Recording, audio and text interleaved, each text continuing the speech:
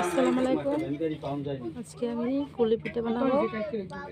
আদা কাই করা হয়েছে আর এখানে নারকেল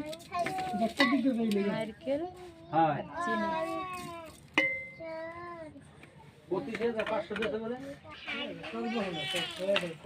নারকেল চিনি পানি মশলা সব দেওয়া হয়ে গেছে। এখন তেলের গুঁড়াগুলো দিয়ে দেবো।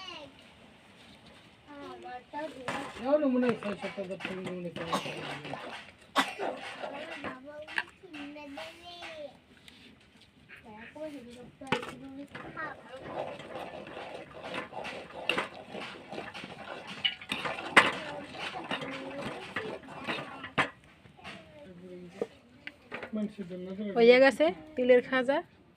কে কে খাইছেন জানাইবেন, কমেন্টে জানাইবেন।